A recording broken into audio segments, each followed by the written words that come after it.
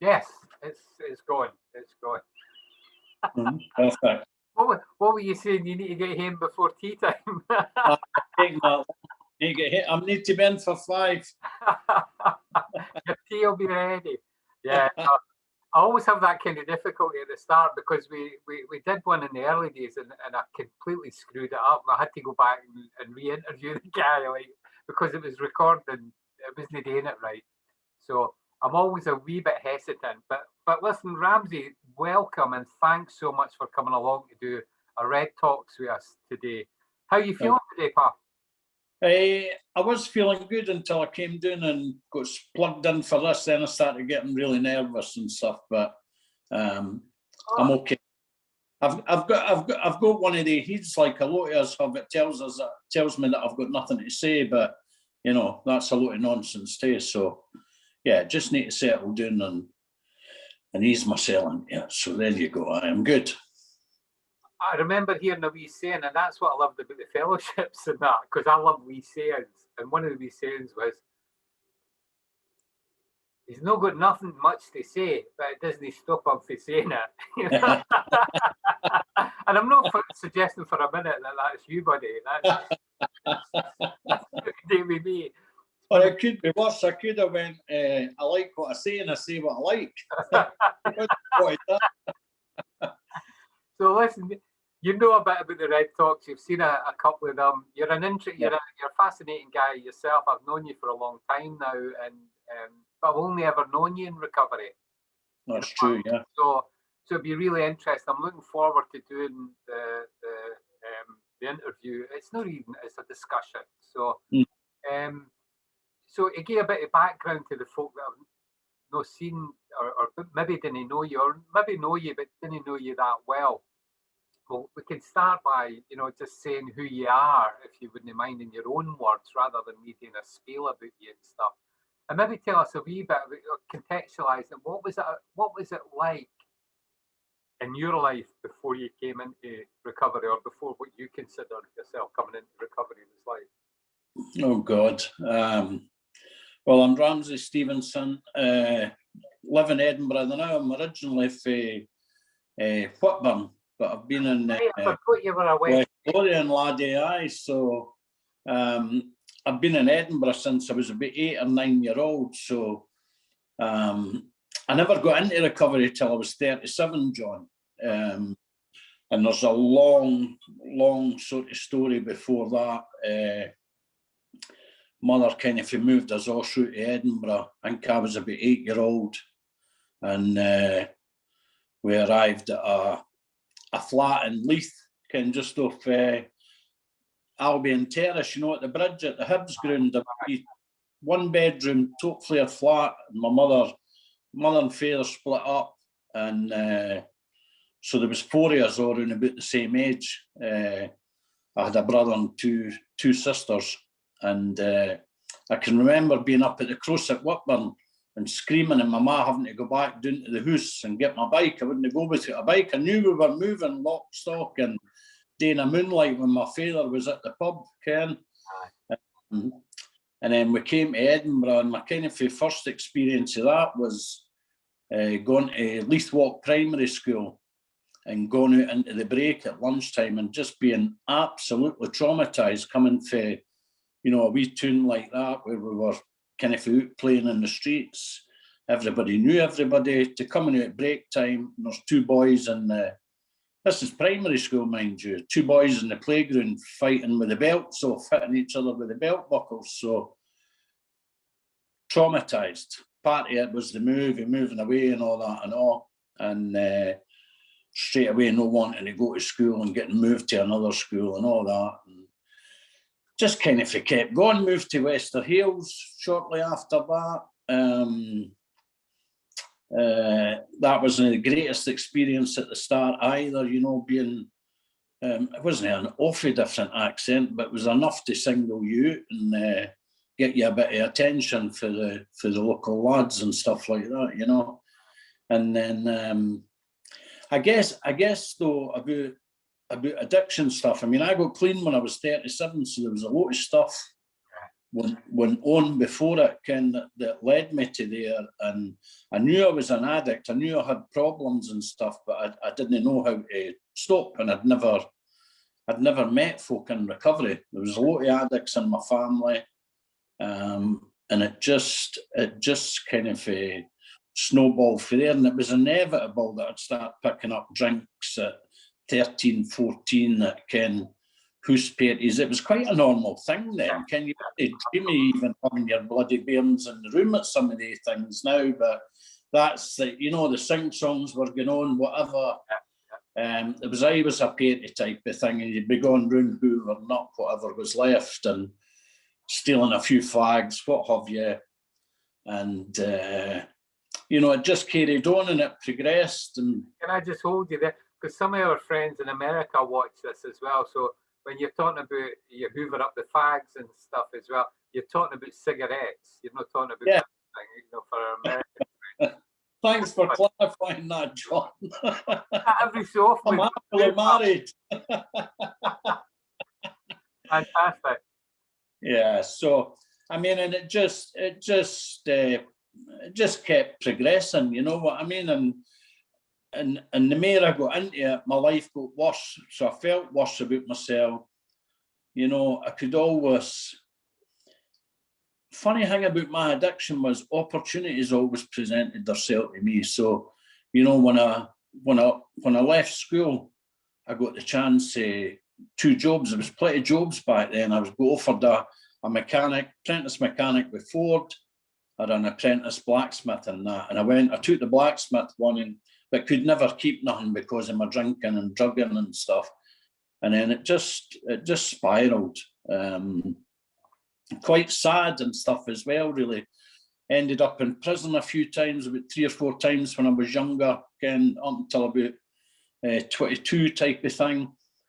And, I was sure about this, but it was for non-payment of fines. There weren't sentences that were passed down to me for courts and stuff. I could not manage my daily affairs. I had to be using and finding ways and means to get more, as they say. So, it was quite, and then more stuff would pile on because you'd arrive at these places and they'd say, what are you here for, big man, type of thing, you'd get all the questions, you'd like, the shame was ripping at me type of thing, and felt like a fool and stuff, and it just piled me on. It was like throwing another bucket of crap at myself each time something happened,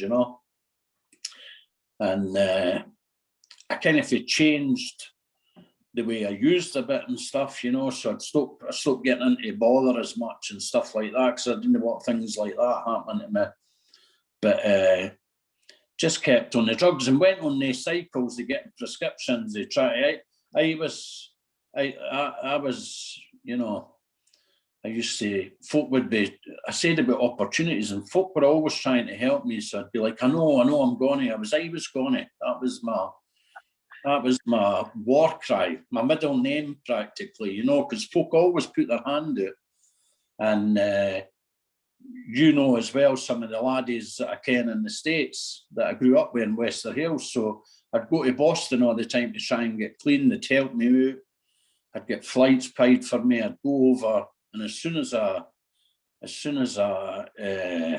straightened up, sobered up, I wanted to come home all the time because I couldn't cope with my emotions. And I'd been taken to a meeting over there and stuff as well, and guy tried to 12-step me and stuff as well, but it just didn't work for me at that time, So you said you went to a meeting. What kind of meeting? I went to an AA meeting. I got taken to a couple of AA meetings and just didn't get it though. It was just too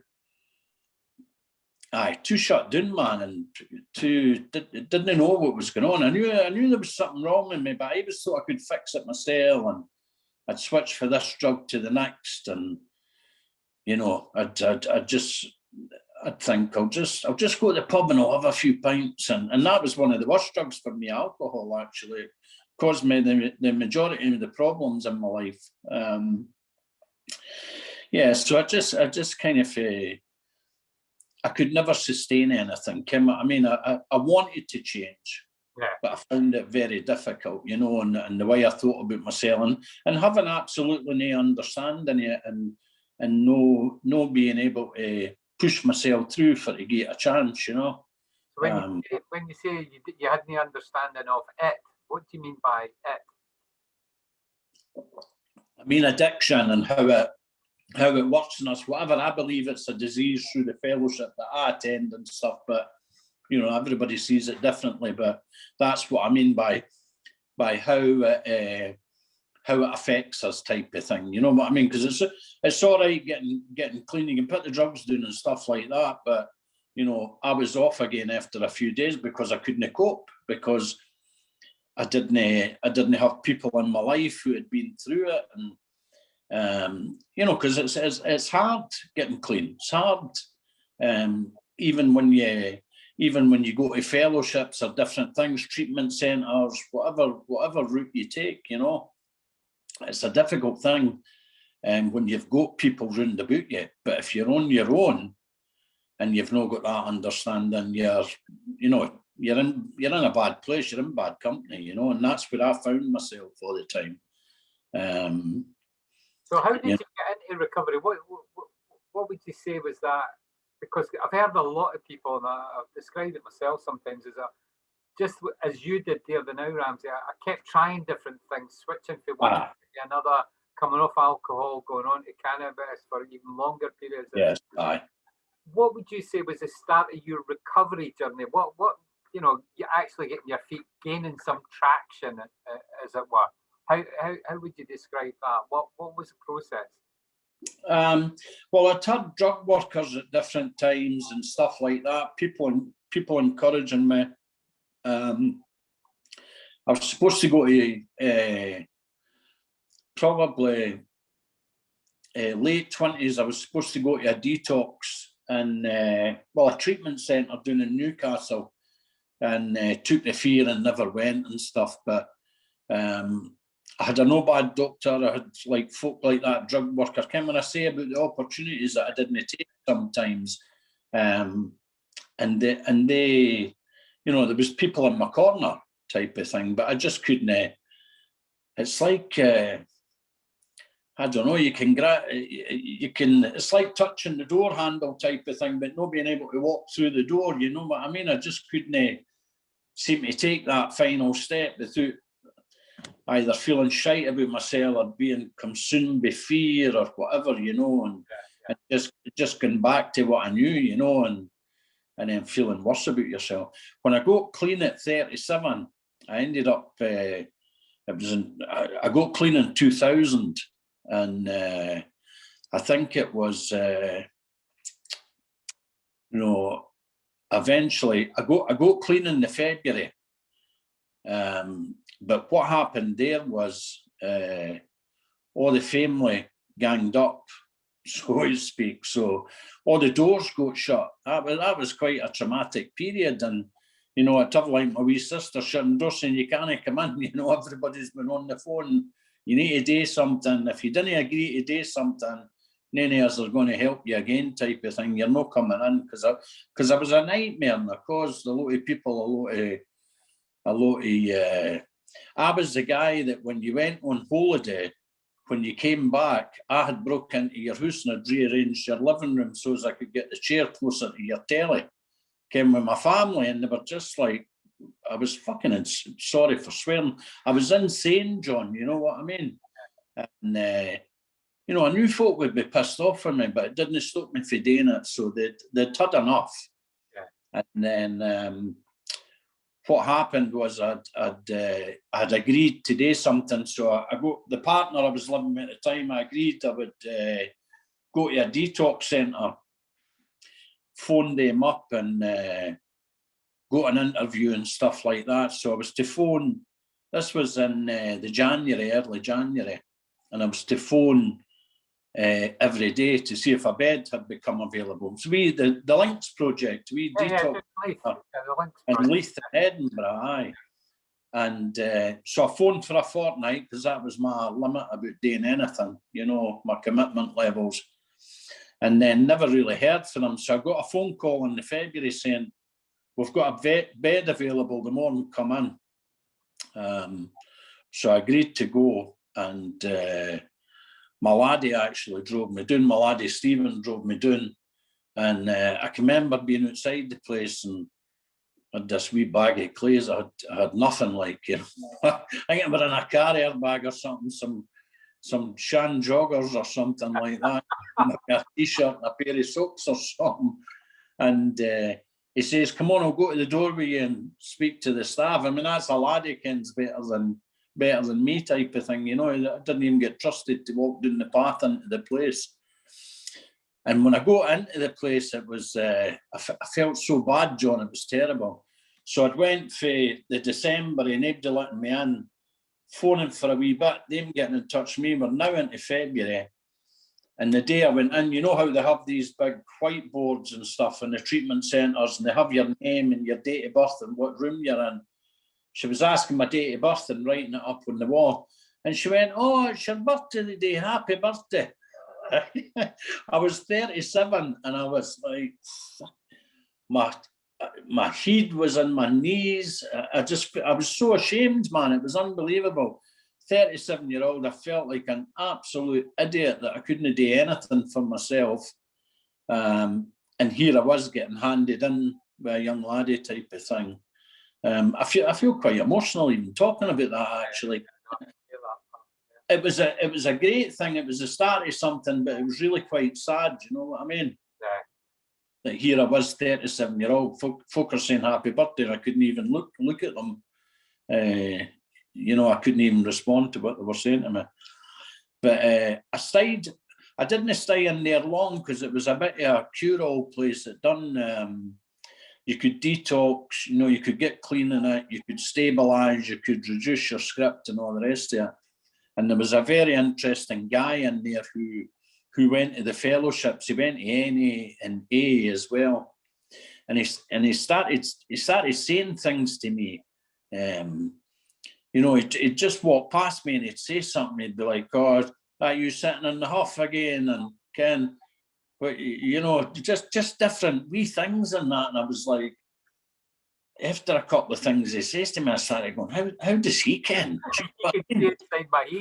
He'd been there, and it was freaking me out. But he was such a nice guy and stuff. And he spoke about he was from West Lothian as well, actually. And this guy was camped out in some woods through there, you know, before he got clean and stuff. And a really kind man. And he basically says to me, after I got detox, and after about 3 weeks, he says to me, you need to get yourself to a meeting, get out of here, Ken, and go to a meeting and get hooked up with some people, which I done, and you know, met good folk there and stuff. It wasn't a big fellowship back then or stuff, but got hooked in with people. I used again after a short period. I used in the April again.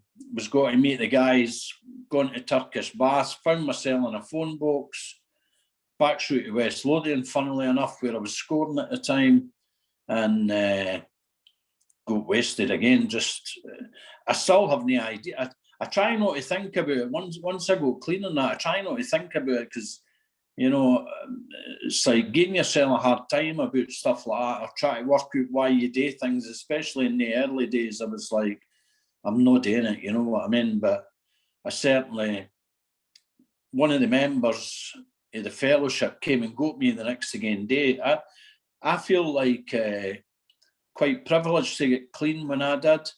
Yeah. I mean, I know there's loads of folk in recovery and all the fellowships, tons of good people. But when I got clean, there was only 4 meetings a week in Edinburgh.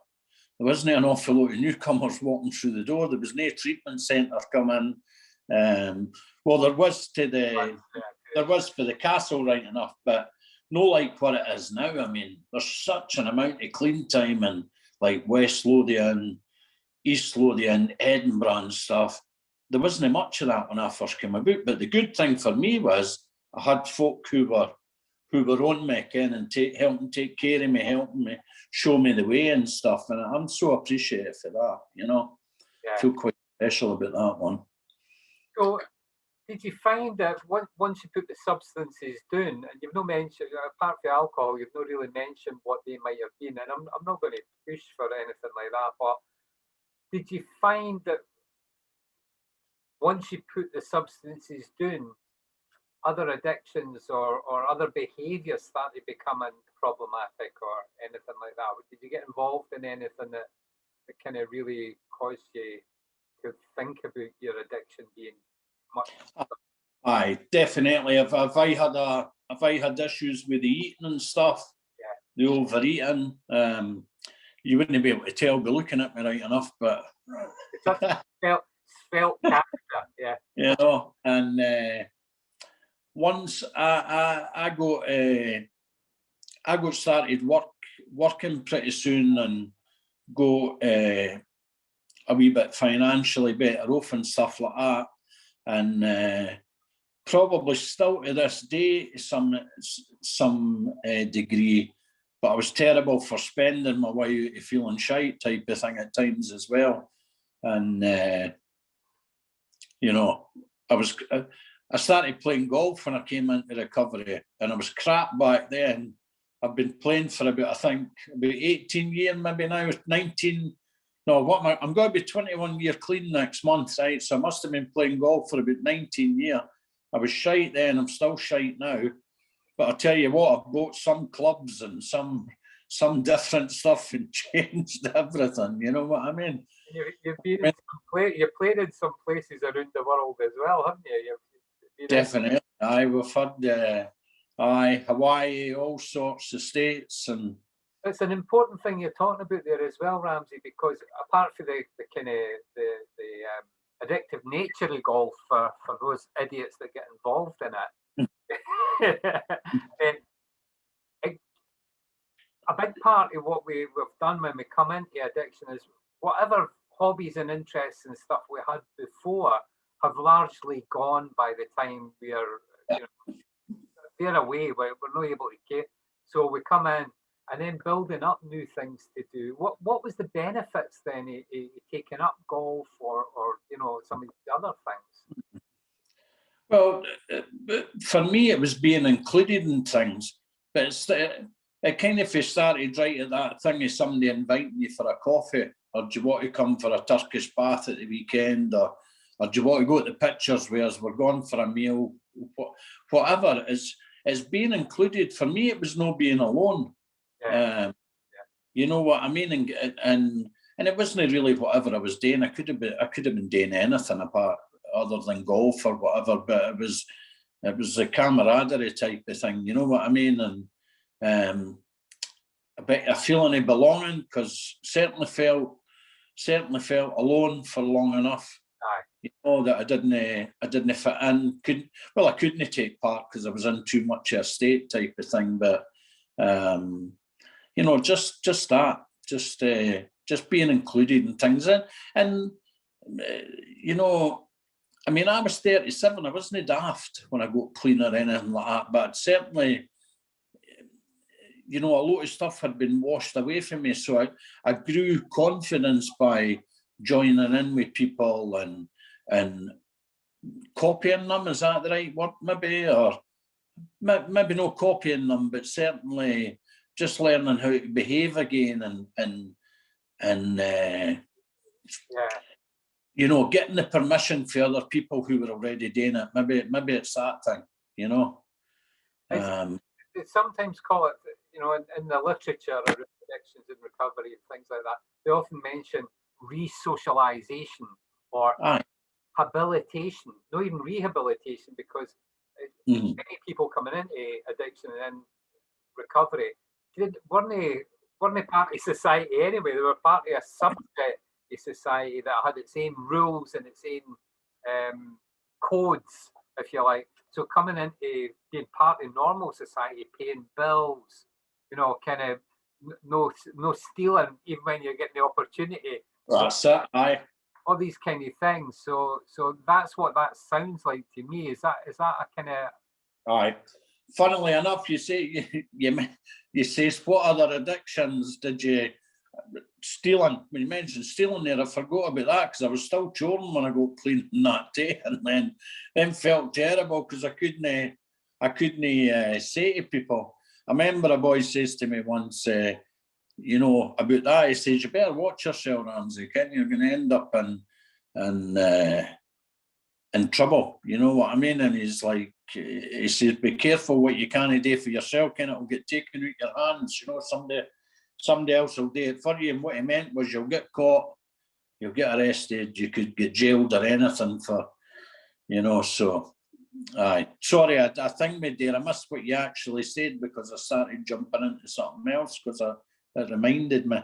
That's what you are. You never listen to me, Ramsay, ever. But it's good. It's really interesting. I mean, what kind of challenges have you faced in your recovery? Because a lot of people think about recovery, it's too overwhelming. I can't do that. I can't, you know, because I've still got court cases coming up. I've got blah blah. I've nowhere permanent to live. I need all that fixed before I can get recovery.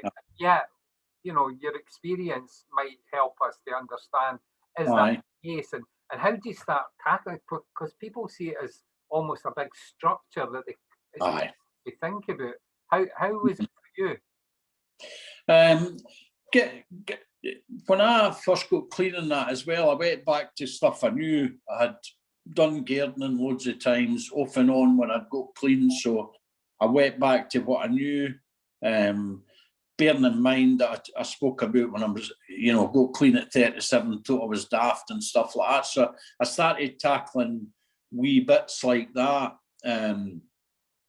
You know, somebody got us a wee job in a treatment centre, and I was just like, I worked in the medical department, just running about, getting folk up for their meds and, you know, looking after them when they first come in, keeping an eye on them and stuff. But it built up my confidence and stuff like that as well. And then other people encouraging me, you know, why don't you go back to college? You know, I'd say I maybe wanted to do something. It's like, well, why don't you go back to college and stuff? And I remember going to college to do counselling, you know, the COSCA counselling skills and stuff. And I turned up at the night school thing, and it was me and 16 women on the course. And I thought, well, that's all right, because I like women and stuff. And then the first thing they done was sat us down in a circle and say, tell us a wee bit about yourself. And everybody was traumatized. And I'm like, I'll go first. I was sitting in a circle in meetings and talking and stuff, you know. So it was great, and I loved it, and I learned so much. Just people helping me, giving me references, telling me what I might need to do, talking about the past to go doing. That was a big one. And then actually, you know, gone for a few interviews, no getting them, then getting one. And it was like, I mean, honestly, I thought I had platform shoes when I was walking that tall type of thing.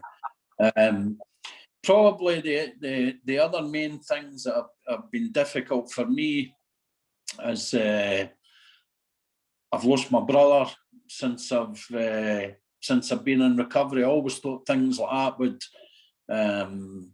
be too much. So I've lost my brother and my sister, which were, my brother's was quite traumatic. He was in active addiction, he's selling it, and he committed suicide. He took his own life. Was horrific. You know, and a few years after that, in 2014, my sister, who was like my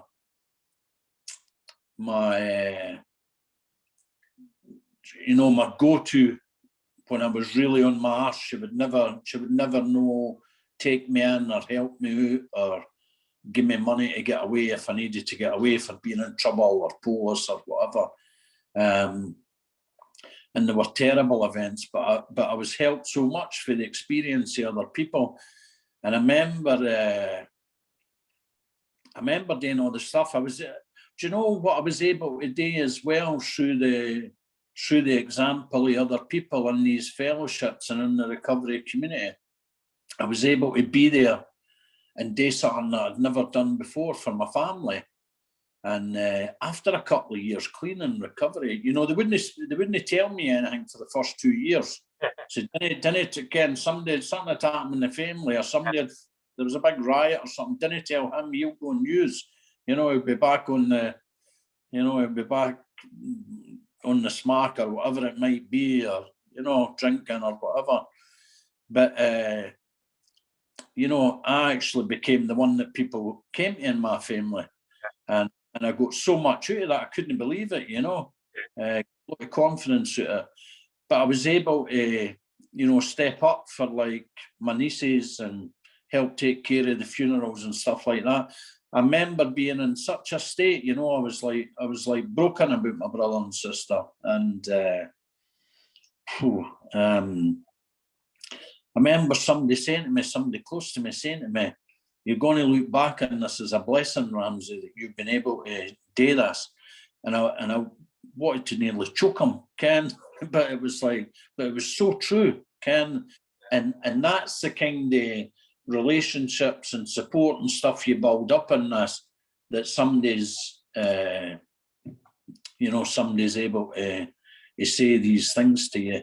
I just thought there when I was saying that to you too, I've got a couple of guys in my life that have been in my life, recovery wise for day one, and great pals, great support, as loads of people are. But it was the kind of stuff, the example and the lead, and that's that thing I says, no about copying them, but learning how to be. Kim, learning how to. I've always been a decent person. It was just learning how to put it into practice. And these two characters have always been like, right, okay, but never shy to say to me, hey, wait a minute, So I'm like married to a lassie in recovery and that, and also, and we go on like a house on fire. I remember saying to you, Kim, we're going to get married, and you said, you're getting fine because you're both mental, you're both rad, you said actually. But it's like if I'm going to one of these people about that, it's no like, it's okay, Rams, don't worry about it. That's funny, or you know what I mean? Blowing smoke up my arse. It would be more like, you said what? Or excuse me, type of thing. So I've been held accountable by good people in recovery who care about me enough for to say, no, wait a minute, you're no okay there, pal, type of thing. And it's a blessing you need. We can all, it's an important thing in recovery. We can all run with our pals and, sit and have a coffee or chat after the meeting and that, but you need people in your life who are going to be honest with you and stuff as well. And I've been blessed with that, John, so. That's a really important part for me as well, that you've just shared there, that connectivity, and I know,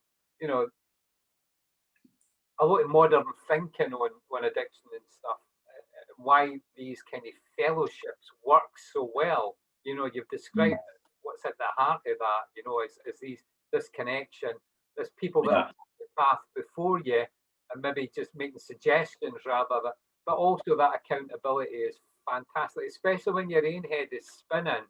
If you're used to working on that, it's all about me, you know what I mean? You can, we can still get into that and gain people permission to call you on your shit. It's really important, but that's so hard to do at the start. And so, rather than copying people, we're learning from other people's experiences what route might work for us. And that's what they say. So the opposite of addiction isn't abstinence necessarily. The opposite of addiction is connection. Connecting with people and allowing yourself to be corrected and stuff. Not taking it ill out, because we can do that as well, can we? It is funny because you mentioned, your Mrs. Karen, and I think, and I've known the both of you for quite some time, and it was brilliant. The wedding was brilliant. It was at the cafe and stuff like that. It was an amazing day. It was such a beautiful, funny, and just to see so many people who have got well as well along with you. It's a fascinating thing. But when people often hear, I've had people mention it to me, you know, when I hear the word fellowship, it's like a church, you know, it's only ever really in that kind of context that you hear that. What is it to you? What is that? What is that fellowship that you keep mentioning? Well, it's these things I speak about, the connections. It's how to, you know, for me, it's not always about sitting in a meeting or chatting this or saying that, you know, sounding good, whatever. Because I didn't when I talk anyway. I get nervous. You know, I'm notorious for doing a bit of. I'm glad it's in this format with you that it's just 1-to-1, because they put me on. I've spoke at conventions and I've ruined their commemorative dongles with the 12 steps in it because I've just got so feared and stuff. I've stopped talking after 5 minutes because I can't cope, you know, the nerves. But it's that stuff. It's the connection that for me it's like I've had a, you know, I've came here and then nothing worked for me. You know, I was 37. It would be fair to argue that I didn't go to the treatment centre and that might have worked, or this might have worked, or if I'd have stayed in the States and, well, there again, that's a fellowship. If I'd when I got 12 step, then it might have worked and stuff. But it's like I've had experiences where I came here, I used again after a short period, and some folk might say you're scared, you're this or whatever. I'm all right with that, Ken, for not being able to, you know, it's like I took early retirement before I was the age to do it, you know, because I done bugger all till I was 37-year-old. You know what I mean? I want to keep living the life I've got, you know. And if it's going to a fellowship and staying connected with these people, that's fine. Yeah. Just another wee thing as well. It's always this. See when I'm talking to somebody else, so I might be sponsoring folk, you know, be somebody on the phone and they're talking to me about their stuff. I can see it clearly because I can hear what they're saying to me, and I can suggest some things they might do, Ken, that could help them to get out of the situation they're in. When it's me, I can't see it. Yeah.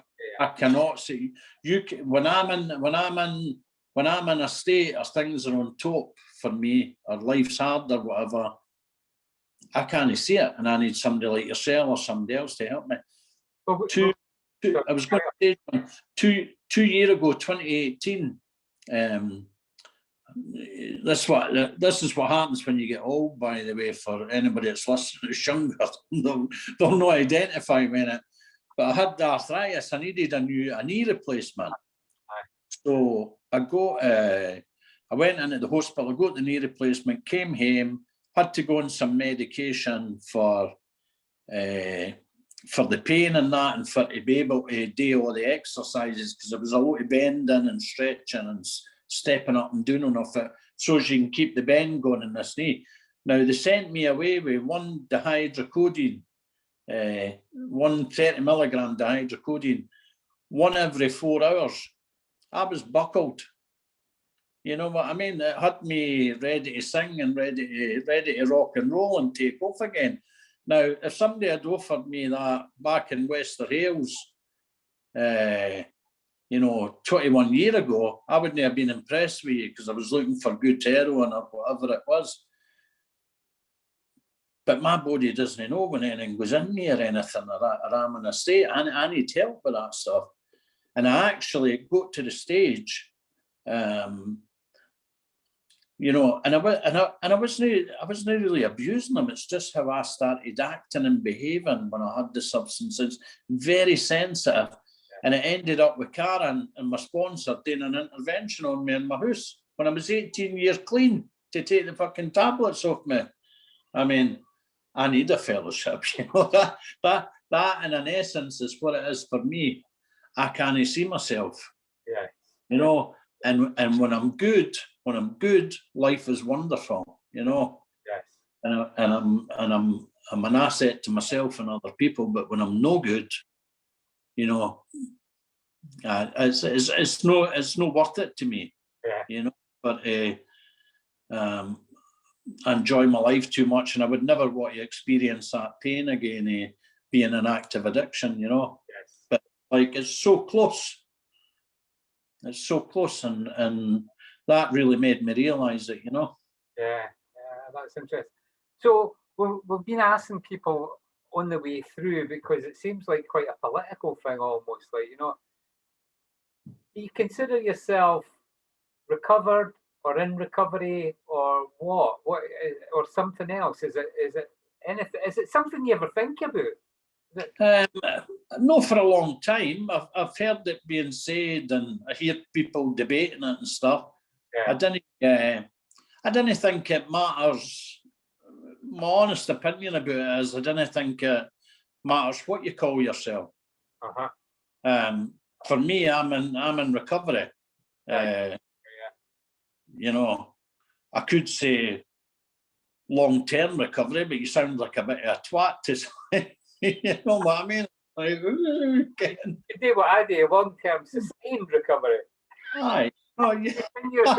You know, you can start welding stripes on and all the rest of it, but for me, it doesn't really matter. Mine's tattooed. Yeah, aye. But you know, recovered. I'm no bothered what people call us, as long as they're okay, as long as they're well. Yeah. And it's that.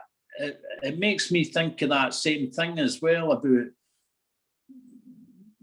one of the problems with fellowships and the way, not everybody, but just, it's like bloody football teams or whatever, it's tribal and stuff, right? And it's like CA, NA, A, right? And folk are like, you know, and there's all the chat about where do you go and which ones, and it's an absolute crock of shite.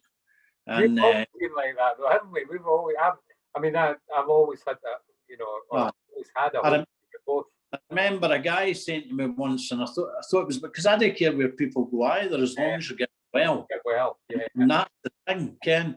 And when you get well, you know, a lot of the time your family gets well, kids get well. Everybody benefits out of somebody being in recovery, whatever it is.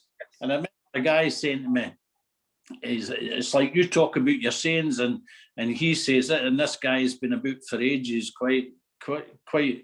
I like listening to him and stuff. And he said, he was talking about fellowships and where you go, and he says, it doesn't matter what bowl you're drinking out, as long as you're taking the soup. And I thought, that's brilliant. You know what I mean? Because I'll tell you, and I'll say it on tape. If NA packs in the morning, it's named me. I'll go to a meeting somewhere else. Yeah. You know what I mean? Or I'll engage with other people who are like-minded. You know what I mean? So I wish everybody well wherever you go. So listen, what routine sustains you in your recovery now? Then, what kind of things do you do that you absolutely couldn't do without, that sustains that recovery? Probably getting involved with a home group, attending that. Mutual aid, a mutual aid meeting. Yes, a mutual aid home group. I've always done that pretty consistently. I've always had a sponsor, somebody I could go and talk to. I've always sponsored other people, which it's really all about keeping you connected. You know what I mean? And keeping you, because I could easily forget about it and think I was all right. And then I'm not feared of life anymore. I'm not feared of anything. But I'm feared of not being in recovery. You know, I'm feared of being some old guy sitting in a house with the curtains shut, on a script, shuffling about. I'm no interested in that type of thing. I also, as well, I'm not great at it, but every now and again I try to be of service within these fellowships and stuff as well, and I'll take something on, and you know, it's no always to be a good guy or to help people. It's to keep me there. So that's a kind of volunteering. Yes. Volunteering. So again, that's another often what we often see as a foundation of people's recovery. You didn't have to do it, but if No. you're getting out your own head, you're helping other people, and there's a payback for that as well. There's a payback in your reward circuitry in your brain. Mm-hmm. So, okay, that's brilliant. What about like hobbies and interests? Is that because you're a big music, you're a football guy as well, aren't you? Football. I've just won the league, John. So I know. You weren't one of the Pampots saying anything about that, but I'm absolutely delighted. It's been a long. My wife isn't though. She's a Celtic supporter. She's taken to her bed with chronic depression. Oh goodness, aye. And I like my golf and stuff, you know, and stuff like that. I mean, we've been all over the place and, you know, done some great things, sneaked up on folk at airports and stuff like that for their birthdays. I shared that on this one. You're Karen that kind of organised it for us. You were taking responsibility, you bugger, for having organised it. Until we got up to the counter in the hotel in Spain and the guy went, I'm Mrs. Stevenson. So go and give us a few of your high points of your recovery. What have been some of the high points of your recovery? Well, my wife's going to probably watch us. So my main high point is meeting and marrying my wife. I got married when I was 50 and you know, it's going to sound a bit cheesy, but you just think, you don't think they kind of things are going to happen to you, you know, so, and, you know, we've been together about 9 years, so I'm delighted with that. But the process of it and stuff as well, the people, you know, I said before about people coming into my life, but same as well with people coming into my life since I've got clean and stuff as well. It was like, it just came together, my wedding type of thing. I was quite worried about it, thinking, oh, you know, folk abroad, like the folk, it was all recovery community people. And then I end up, you know, I didn't want to be going to a place where everybody's drinking, or I didn't want to deny family members and that a drink. So like you said, we ended up getting married in the Serenity Cafe, and I was a wee bit, oh, how's it going to be? Because there was people who were volunteering in there, done the serving at my wedding and stuff, and some of them became pals of yours and stuff. And see, when it got suggested to me that volunteers who were just starting to engage with a service were going to be doing that kind of stuff, but it was the most beautiful, beautiful day you could ever imagine. So, you know, that kind of stuff. Stuff being away with the guys, being in a meeting in Hawaii, sitting under, it was only where to find us along the beach next to the 4 coconut trees at such and such, you know, just loads of things like that. Being able to be there for my family, not being a burden on people. That's a highlight. Yeah. You know, I'm sure there's a few folk out there that can't be doing with me, you know what I mean? But I try to be a decent person and see the best in people and that as well. So, you know, I like being like that, and I like you know, I like being run about loads of folk and all the rest of it and stuff as well. Different folk, you know what I mean? It's like that stuff about, I'm not bothered where they're fair or whatever type of thing, you know what I mean? If it's nice to make connections with people, John, isn't it? You know. Yeah, I mean, so many people know you through your work in the community, the recovery community, and stuff like that. And I've never heard a bad word about you. Maybe it's because they know I'm a but I don't think so. I honestly don't think so. I've just never heard a bad word about you. Oh, that's a nice thing. You always put your hand out to help, especially newcomers, because you've got that. It's almost like you keep it fresh. You remember what it was like to come in, and so people gave people a hand. But there's something that I'm getting more and more interested in. I've always been interested in it, and I just want to see what your take is. It's the dark sense of humour that you get in the recovery community. which kind of it bubbles up in some of the wee sayings that we hear a lot of the time, like, you know, but it's almost like one-liners a lot of the time, you know, and that's been my sense. That's been one of the saving graces. And I know you love the humour stuff yourself. You know, we've got on tape somewhere when the two of us are right, back of a minibus and it goes on for over a minute. That's right. I should put that on YouTube. If I can ever find it, every time I'm looking for it, I can't find it. But that notion that, you know, because a lot of people, and I certainly felt it coming into recovery, I thought my life was going to be over. I thought, you know, all the good times that I'd had, the only times I'd had when I was in company and stuff like that were involved drinking, like he says, right? Drinking and drugging and stuff. And I thought that to put that down, my life was going to be over. I was like, I had nothing to do.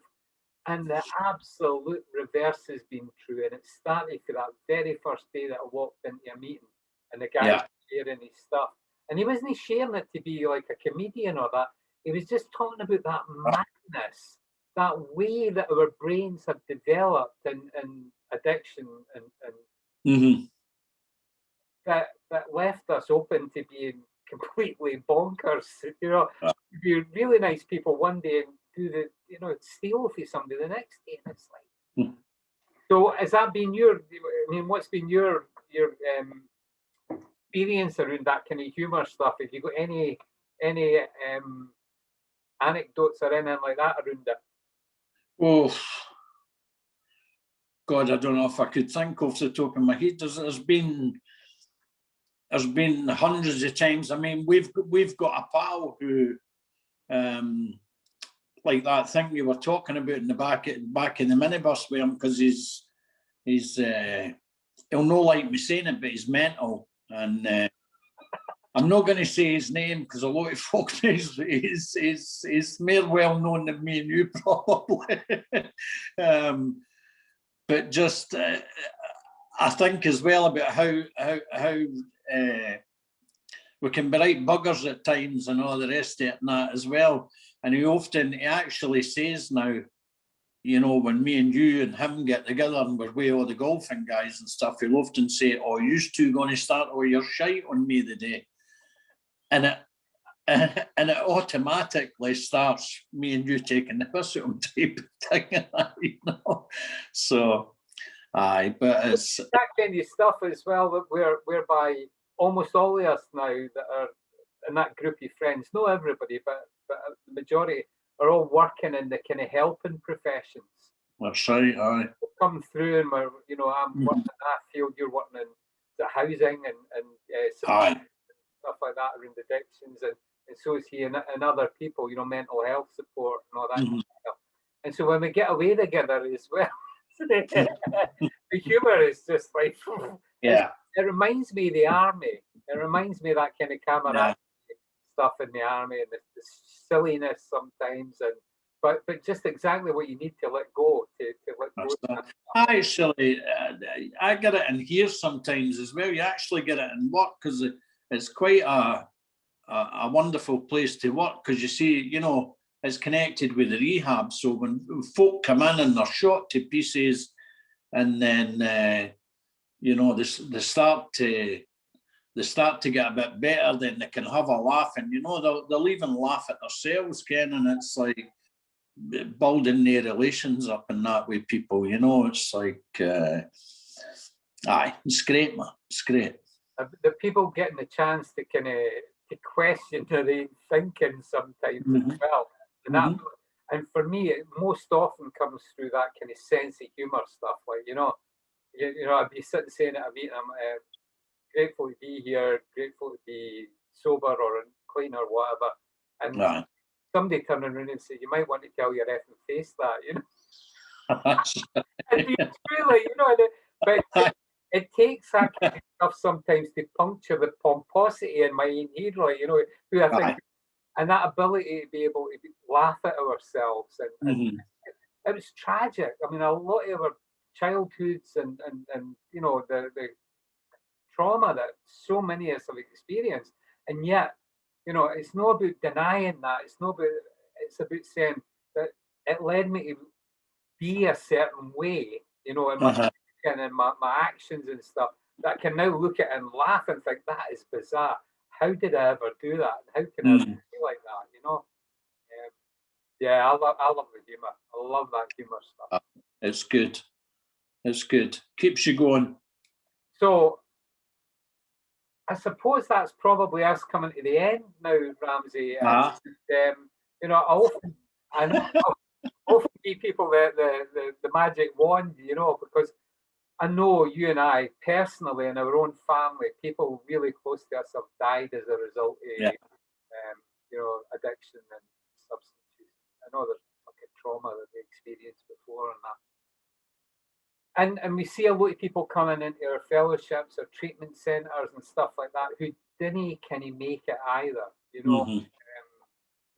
if this was a magic wand, what would you whip up that would help maybe that amount of people, to get more of them into recovery, get more people into kind of wellness, whatever that is in their terms. Would you have any ideas on how we might do that as individuals or as a society or anything like that? Well, I think the object. I don't. I'm not sure actually. I think sometimes maybe we could shout about it a bit more, and we could certainly we can lobby people for it and stuff and that as well. I certainly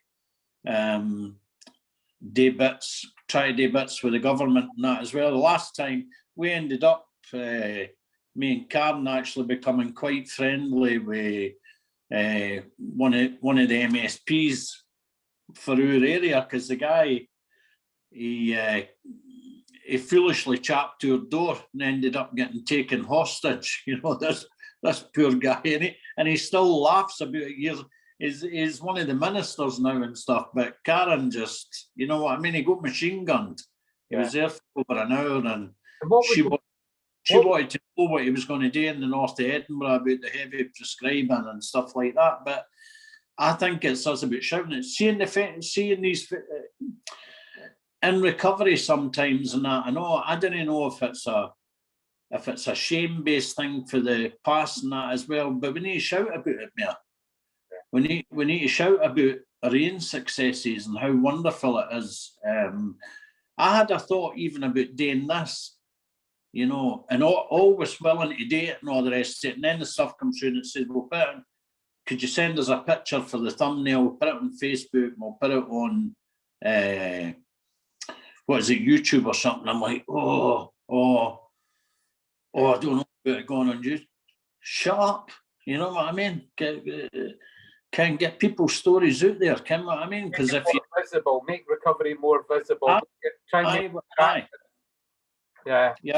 And if we can make it more visible, more attractive, and that, and somebody sees something, hears something, comes to one of the hubs, comes to a session somewhere, whatever, it doesn't matter.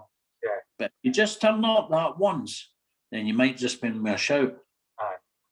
You might be in with a shout to getting this type of thing, and getting a bit of peace. Yes, yeah. Getting a bit of peace. Well, listen, thank you so much for doing it. Have you got anything you want to say to the folks in West Lothian that they can, or anywhere else in the world? Just be the ones for Whitburn. No bothered about the rest. Take the laddie to Whitburn now, as they say. Have a good day, everybody. Peace. Brilliant. So listen, thanks very much, Ramsay. It's been great talking to you, and thanks for asking. No problem. And give my love to your lovely wife. I will do. See how I saved myself for saying long-suffering wife. Again, a big hug and a kiss for me, pal. Thank you. I will do, John. Thank you. Cheers, folks. All the best, buddy. Bye. Cheers, pal.